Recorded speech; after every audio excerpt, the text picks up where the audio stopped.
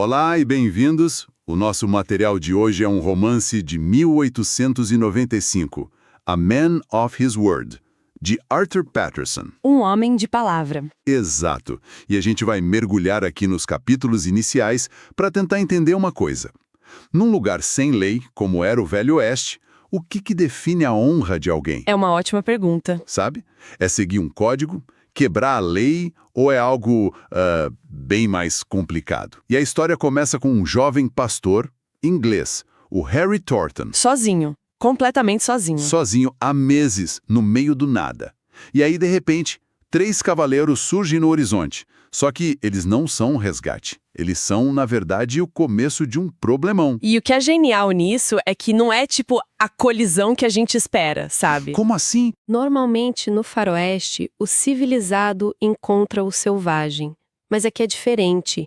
O civilizado, que é o Harry, encontra homens que foram despojados da civilização pela selvageria do lugar. Ah, entendi. Eles não são o perigo em si.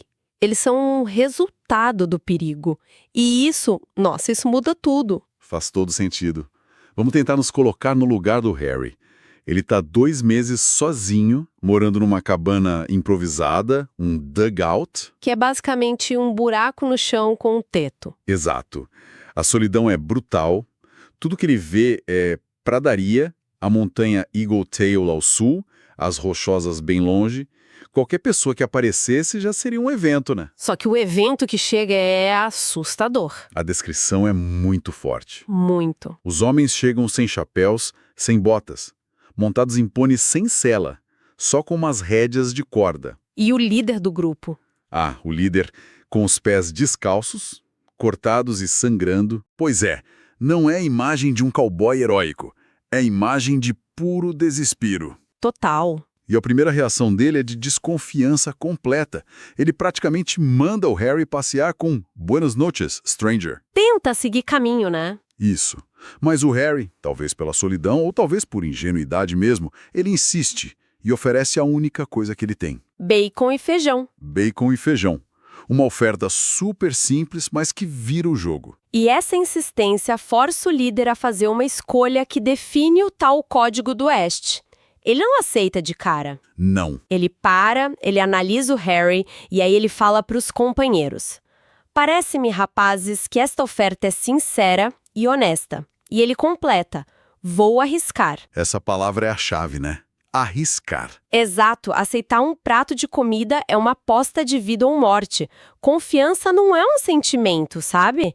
É uma transação de altíssimo risco. É interessante que o primeiro instinto do próprio Harry, quando ele vê os homens de longe, foi correr para dentro e pegar o revólver. Claro. Mas ele escolhe a hospitalidade. Foi sorte ou foi um bom instinto? Porque essa decisão de oferecer feijão em vez de uma bala acaba salvando a vida dele. Eu acho que essa é a tensão fundamental da fronteira. Você tá sempre a uma decisão errada da morte. Sempre. Ele podia ter atirado e talvez matado um fugitivo ou podia ter sido morto por eles. Ao escolher a hospitalidade, ele ativa um código diferente, um código tipo de dívida e reciprocidade que é tão poderoso quanto a violência. E essa dívida começa a ser paga com uma história.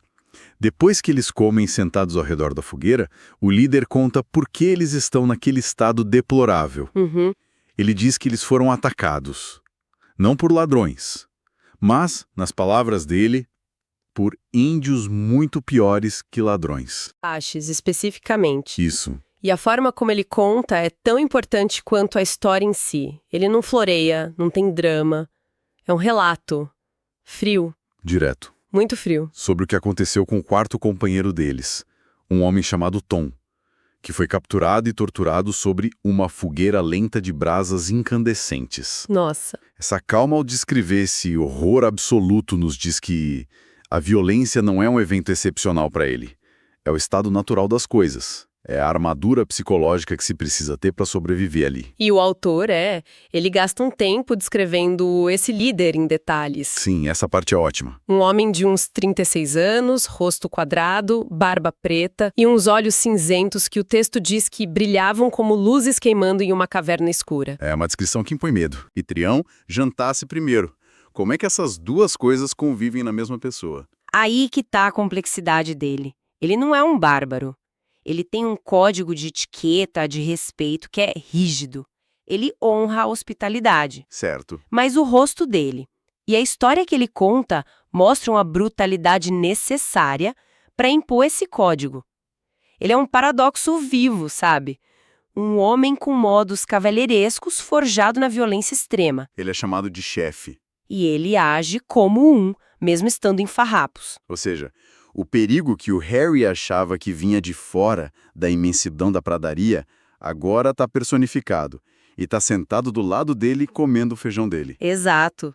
O Velho Oeste de aventura virou um suspense psicológico. Virou total. A ameaça abstracta ganhou um rosto. E o que o Harry não sabe é que esse rosto está prestes a se conectar com o mundo dele de uma forma, nossa, totalmente imprevisível. E como? A conversa continua e o Harry, ainda sem entender com quem está falando, começa a contar da própria vida. Super ingênuo. Fala do sócio dele, um inglês chamado Jack Temple, e da noiva Laura Temple, que tá para chegar da Inglaterra. E a menção do nome Laura Temple é a bomba.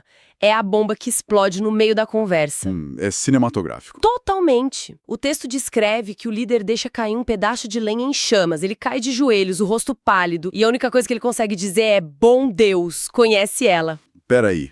De todas as pessoas, no meio do nada, no Velho Oeste, esse fugitivo misterioso conhece a noiva do Harry? Qual a probabilidade? Nenhuma. É aqui que a história deixa de ser sobre sobrevivência e vira um mistério pessoal. É um truque narrativo fantástico.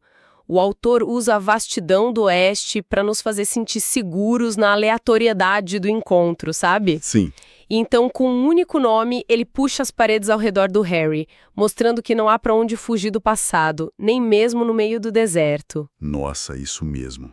O verdadeiro perigo não é o espaço aberto, é a conexão humana que te persegue. O líder confirma que também é inglês e que conhece a família Temple.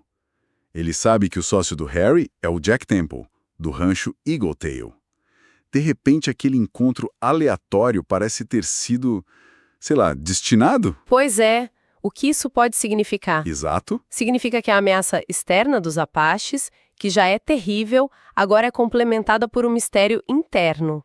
Uma tensão que vem do passado, da Inglaterra, e que aterrissou bem ali, na fogueira do Harry. É verdade. Aquele homem não é mais só um sobrevivente. Ele é um fantasma do passado do Harry. Um fantasma que ele nem sabia que existia. Pouco depois desse choque, o líder e os homens dele decidem partir. A lua está subindo, eles precisam continuar a fuga. Sim. Mas antes de ir embora, ele volta, fecha a porta da cabana do Harry e dá um último aviso. Um aviso de gelar o sangue. Ele diz que se os Apaches atacarem, o Harry não deve hesitar. Mas o conselho é específico. Muito específico. Use a faca primeiro em si mesmo. E ele completa dizendo que isso vai poupá-lo de 3 horas ruins. É uma referência direta e brutal ao destino do amigo dele, o Tom. Exato. É um conselho terrível e, ao mesmo tempo, um ato de compaixão extrema. É a única ferramenta que ele pode oferecer para evitar um sofrimento inimaginável.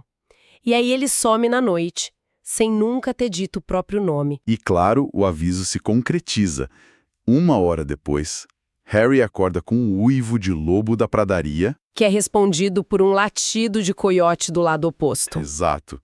E ele já tinha aprendido o suficiente para saber o que era aquilo. Era o chamado do batedor índio. Eles estavam se comunicando, cercando o local. O suspense é palpável, o silêncio, a escuridão e, então, a pior sensação possível. O texto diz que ele sente dedos se movendo em seu cabelo. Nossa. Ele fica paralisado de terror. Não consegue nem alcançar a faca que o líder mandou ele usar. É um momento de vulnerabilidade total. Ele está prestes até o mesmo fim do Tom. Mas quando tudo parece perdido, Uma silhueta aparece na porta. e uma voz calma disse: "Calma aí, não sou um Apache. Eu, o líder, ele voltou. Isso me parece desproporcional. Ele volta e arrisca tudo, a vida dele, dos homens dele, por um cara que só deu um prato de feijão para ele. Isso é só honra ou tem algo mais aí?" Eu acho que é o código da fronteira na sua forma mais pura.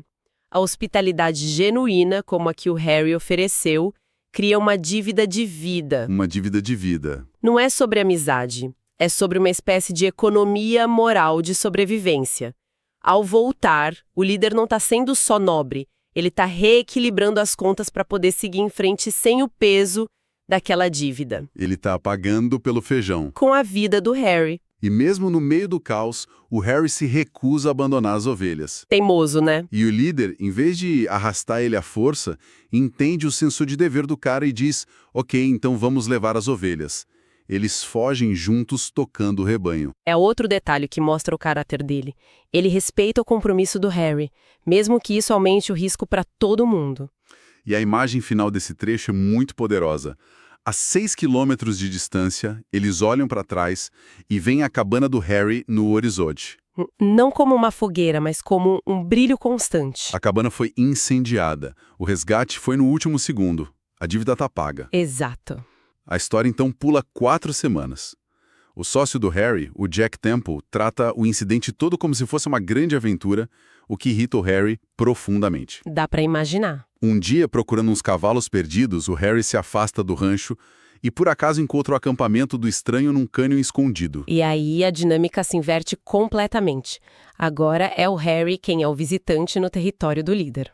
Isso. E a gente vê esse homem no seu elemento. Ele não é mais um fugitivo maltrapilho. Ele é o chefe de um acampamento com uma dúzia de homens, muitos cavalos. Ele está no controle. O reencontro é amigável.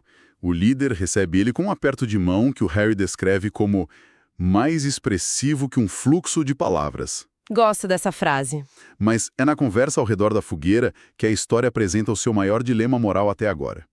Eles estão falando sobre um rancheiro local, um tal de Dempster, que teve quase todos os seus cavalos roubados. É uma história de crime comum na fronteira. Bem comum. Só que a reação do líder não é nada comum. Ao ouvir sobre o roubo, ele diz friamente: foi bem feito. O Harry fica chocado. Como assim, bem feito? O cara foi roubado. Claro. Mas o líder justifica.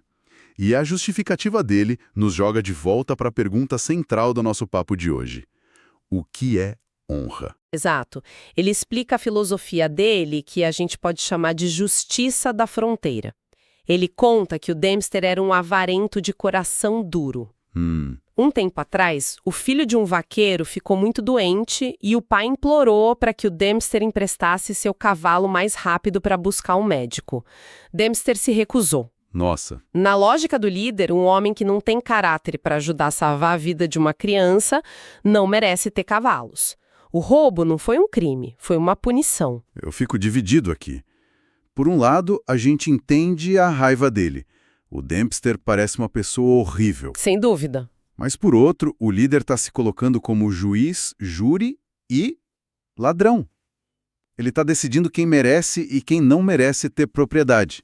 Isso não é perigoso demais? É extremamente perigoso e é o cerne do mito da fronteira. Ele não está aplicando a lei, ele está aplicando o seu código. Certo. E a história nos força a perguntar: o código dele, embora ilegal, é mais justo do que a lei que protegeria um homem como Dempster?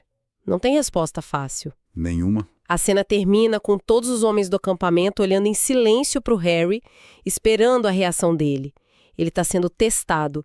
Ele concorda com essa justiça paralela ou não? Então, no fim das contas, o que temos é um herói misterioso, um homem que salva uma vida e justifica um crime com a mesma convicção. Exato. E o Harry, nosso narrador, está preso no meio disso tudo, tentando entender um código moral que não faz parte do mundo de onde ele veio. E o cenário oeste é o que permite que esse código exista. No lugar sem uma lei forte e presente, os códigos pessoais se tornam a única lei que importa. Verdade. A história não é só uma aventura de faroeste. É um estudo de personagem fascinante sobre como a moralidade é forjada no fogo, na ausência de regras formais. O que nos deixa com um pensamento para levar daqui. O líder acredita que o mau caráter de um homem justifica roubá-lo. Isso faz a gente pensar.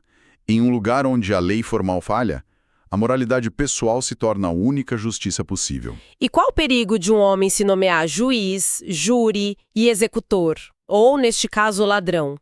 Até que ponto um código de honra pessoal, por mais forte que seja, pode justificar quebrar a lei?